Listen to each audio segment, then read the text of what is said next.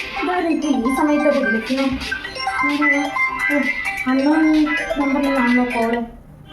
Hello hello, ഹാ ആരാ? സൂരജിന്റെ അമ്മയല്ലേ? അതെയല്ലോ, ഇതാരാ? പോലീസ് സ്റ്റേഷനിൽ നിന്നാ, സബ് ഇൻസ്പെക്ടറാ. എന്ത് പറ്റി സാർ? നിങ്ങൾ അത്യാവശ്യമായി ഇവിടെ തന്നെ ഒന്ന് വരണം. അതെന്തിനാ സാറേ? നിങ്ങൾ ബന്ധപ്പെട്ട് സ്റ്റേഷനിൽ കൊണ്ടുവന്നിട്ടുണ്ട്. അയ്യോ, എന്റെ മോൻ അങ്ങനെയൊന്നും ചെയ്യത്തില്ല സാറേ. സാറിന് ആള് മാറിയതായിരിക്കും. അവൻ രാവിലെ കോളേജിൽ പോയതാ. ആളൊന്നും മാറിയിട്ടില്ല, സൂരജ് പറഞ്ഞത് തന്നെയാ. എന്തായാലും നിങ്ങൾ അത്യാവശ്യമായിട്ടൊന്ന് വരിക. ശരി സാറേ, ഞാൻ വരാം. എല്ലാം ഒപ്പിച്ചു വെച്ചിട്ട് നീ ഇപ്പൊ എന്തിനാണ് ഇങ്ങനെ ഇരിക്കുന്നത്? നീ ഒന്ന് വളർന്നു വന്ന് നീ പഠിച്ചെന്തെങ്കിലും ജോലി മേടിച്ചിട്ട് എനിക്കൊരു സമാധാനമാവുമല്ലോ എന്ന് വിചാരിച്ചു. അച്ഛൻ പോലും ഇല്ലാതെ നിന്നെ ഞാൻ ഇത്രയും കഷ്ടപ്പെട്ട് വളർത്തി വലുതാക്കിയത് നിന്നെ ഇതിനൊക്കെ വേണ്ടിയിട്ടായിരുന്നോടാ?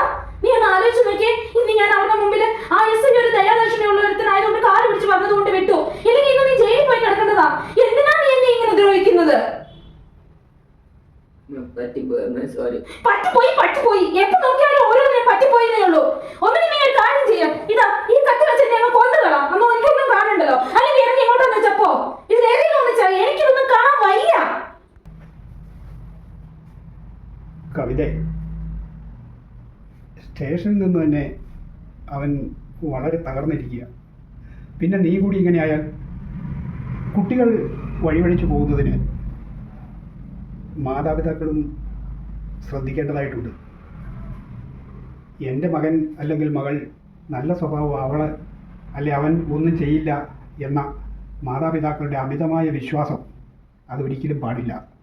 കൗമാരത്തിലേക്ക് എത്തിയാൽ ആ വിശ്വാസത്തെ മാറ്റിവെച്ചുകൊണ്ട് അവിശ്വാസത്തിൻ്റെ കണ്ണുകളിലൂടെ അവരെ ദർശിക്കണം. അവരുടെ ബാഗുകൾ, പുസ്തകങ്ങൾ ഒക്കെ പരിശോധിക്കണം. അവരുടെ കൂട്ടുകെട്ടുകളെ പറ്റി അന്വേഷിക്കണം. അവരുടെ സ്വഭാവത്തിൽ വരുന്ന മാറ്റങ്ങൾ, സംസാരത്തിലുണ്ടാകുന്ന മാറ്റങ്ങൾ, ഇതൊക്കെ അമ്മമാർ പ്രത്യേകം ശ്രദ്ധിക്കേണ്ടതായിട്ടുണ്ട്.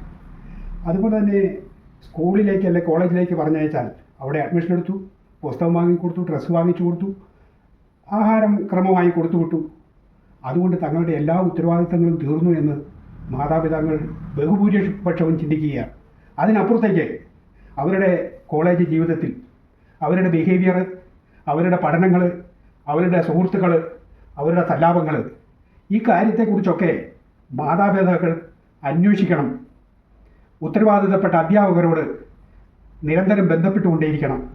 അല്ലാത്തത് ഇതുകൊണ്ടുള്ള ഭവിഷ്യത്തുകളാണ് ഇതൊക്കെ സംഭവിക്കുന്നത്. മോനെ സൂരജ്, ഇതാ ഈ MDMA പോലുള്ള ലഹരികൾ, അതുകൊണ്ടുണ്ടാകുന്ന ദോഷങ്ങൾ മാധ്യമങ്ങളിലൂടെ നീ കാണുന്നില്ലേ? കൊലപാതകങ്ങൾ, ബലാത്സംഗങ്ങൾ, സഹോദരൻ ബലാത്സംഗം ചെയ്യുന്നു, അമ്മയെ മകൻ വെട്ടിക്കൊല്ലുന്നു, ഇങ്ങനെയുള്ള കാര്യങ്ങളെല്ലാം നീ ഈ മാധ്യമങ്ങളിലൂടെ കാണുന്നില്ലേ?